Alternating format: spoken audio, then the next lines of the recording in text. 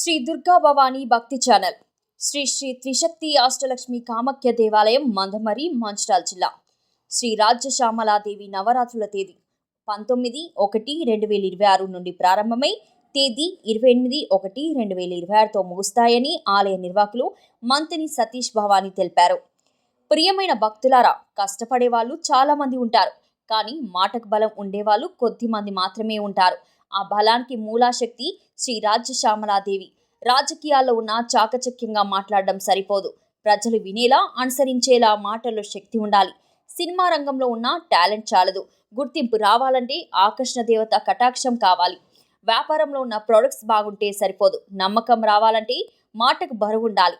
రాజ్యశ్యామలాదేవి వాక్పటుత్వానికి దేవత, ప్రజల ఆకర్షణకు మూలాశక్తి, న్యాయకత్వం, సంగీతానికి అధిష్టాత్రి. సభల్లో మాటకు బలం ఇవ్వడానికి, స్టేజ్ మరియు స్క్రీన్ పై ప్రెజెన్స్ పెంచడానికి, మీ మాటకు గౌరవం రావడానికి, డీల్స్ నిర్ణయాలు మీ వైపు తిప్పడానికి మీ ప్రయత్నం తక్కువ కాదు. దైవ అనుగ్రహమే లోటు.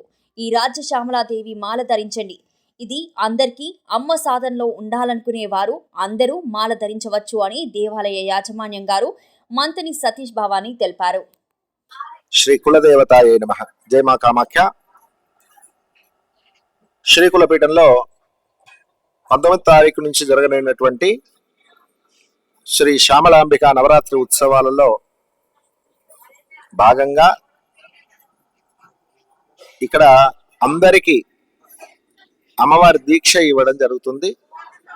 దీక్ష అంటే దక్షతతో చేయునది, అంటే నేను ఇది సాధించడానికి నేను ఇట్లుంటాను, ఒక నియమంగా మనం పెట్టుకున్నటువంటి ఒక హద్దు, కట్టుబాటు, నియమం. అయితే ఈరోజు సివిల్ దీక్ష అని ఒకటి తయారు చేశారు. దయచేసి సివిల్ దీక్ష అన్నది దీక్షలో లేదు, దాన్ని మానేయండి. ఫస్ట్ భగవంతుడు మనకు 365 రోజులు ఇచ్చినప్పుడు నవరాత్రులు 9 రోజులు, 11 రోజులు, 41 రోజు అమ్మవారికి ఇస్తే తప్పేమి? వాస్తవంగా నవరాత్రుల్లో 9-10 రోజులు చేయాలి, మండలం చేస్తే 41 రోజు చేయాలి. అప్పుడు దేవతా మంత్ర సిద్ధి జరుగుతుంది. 41 రోజు చేస్తే మీరు ఇప్పుడు కూడా దీక్ష తీసుకున్న మాఘ పౌర్ణమి వరకు తప్పకుండా నియమాలు పాటిస్తూ చేయాల్సి ఉంటుంది. శ్రీకులపీఠంలో బ్రాహ్మీ ముహూర్తంలో అమ్మవారికి మేలుకొలుపు సేవ, విశేష అభిషేకం, అందరి భక్తులందరికీ కూడా మాలాధారణ కార్యక్రమం ఉంటుంది. పోతే మరకతము అంటే గ్రీన్ కలర్ మాల, ఆకుపచ్చ బండలతో చేసిన మాల దొరకాలంటే అరుదు. కాబట్టి స్ఫటికం మరియు పగడం మాలలు, ముద్రలు మరియు ఆకుపచ్చ వస్త్రములు ధరించి దీక్ష చేయాల్సి ఉంటుంది. కనుక అందరూ కూడా చక్కగా దీక్ష తీసుకునేవారు శ్రీకులపీఠానికి వస్తే, దీక్ష అంటే ఏంటిది? వట్టిగానే మెడలో మాల వేసుకుని బట్టలు కట్టుకొని తిరగడం కాదు, దేవతా మంత్రాన్ని అనుష్ఠించడం దీక్ష. కాబట్టి మంత్రోపదేశం చేస్తారు. లఘుశ్యామల చిన్న మంత్రం ఇస్తారు ఫస్ట్. ఆ లఘుశ్యామల చేస్తూ చేస్తూ ఉండగా నీకు భావం కలిగి అమ్మ దర్శనమై, లేదా నీకు ఆ యొక్క దేవత పట్ల ఇష్టం ఏర్పడితే అప్పుడు మీకు గణపతి, బాల లేదా చండి, శ్యామల, వారాహి, పంచాక్షరి లేదా శివప్రసాద మంత్రం, తర్వాత పంచదశి, షోడశి, మహాషోడశి అని ఇట్లా విధి విధాన పరంపరానుగతంగా గురువులు ఏ విధంగానైతే మార్గనిర్దేశకం చేశారో ఆ విధంగా దీక్ష ఇవ్వడం జరుగుతుంది. కనుక నవరాత్రులలో అందరూ చేయవచ్చు. కనుక మీ అందరికి కూడా దీక్ష ఇస్తారు. ఏకభుక్తం, ఒక పూట భోజనం చేయడం, సాత్విక ఆహారం భుజించడం, మరియు వీలైతే పలహారం, మితాహారం. ఏం చేస్తాం? మనం దీక్షలో ఉంటాం, బాగా తింటాం, నిద్ర వస్తుంది. నిద్రను చంపడానికి కొరకై మితాహారం, కొంచెం తినాలి, రాత్రంతా జపం చేసుకోవాలి.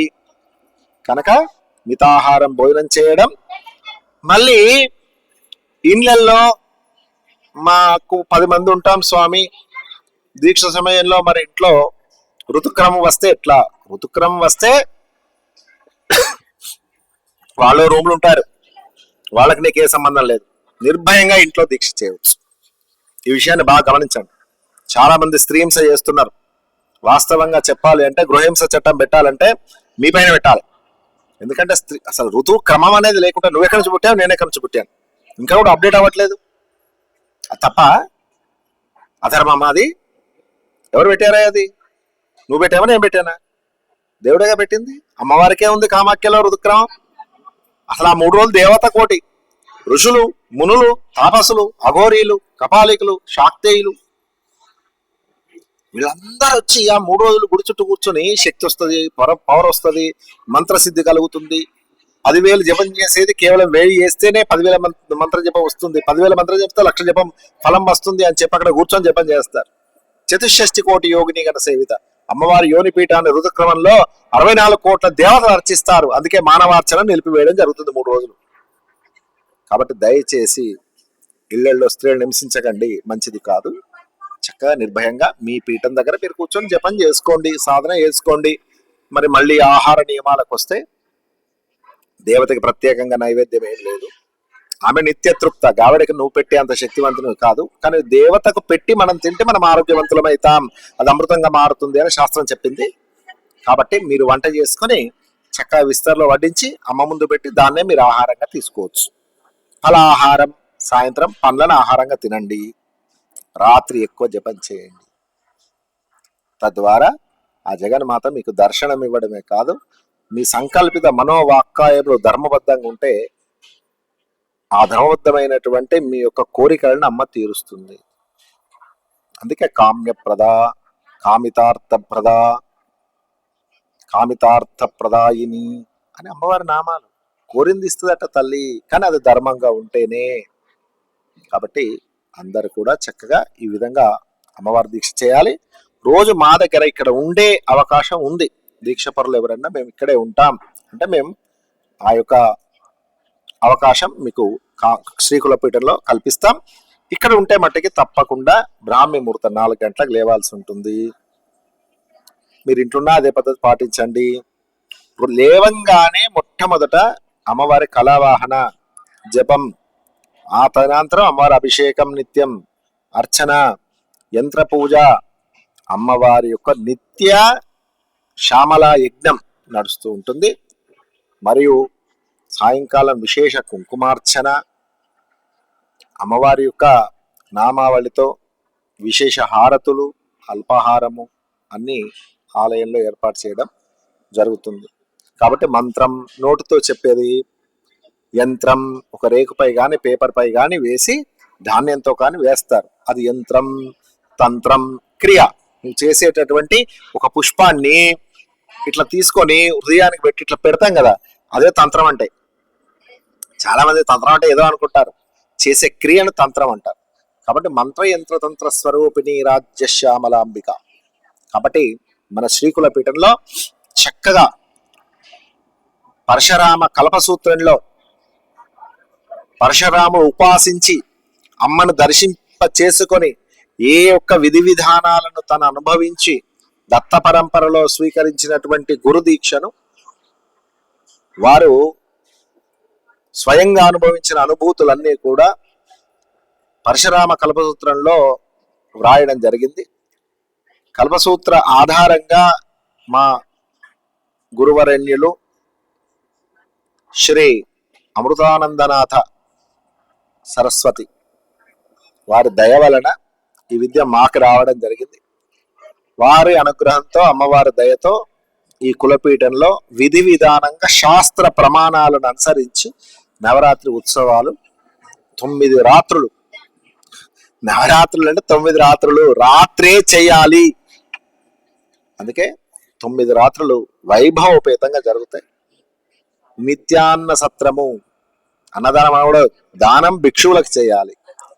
అన్న సత్రం, సంతర్పణ మరియు అల్పాహార సేవ అన్ని కులపీఠంలో ఉంటాయి.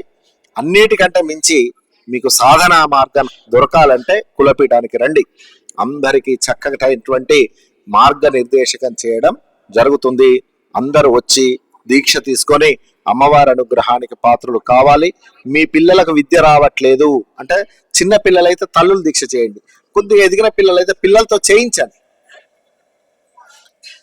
శ్యామళా దీక్ష చేస్తే విద్య, బుద్ధి, జ్ఞానం, ఐశ్వర్యం కలుగుతుంది.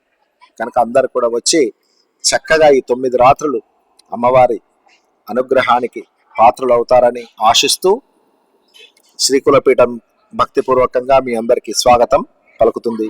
శ్రీ మాత్రే నమః. జై మా కామాఖ్య.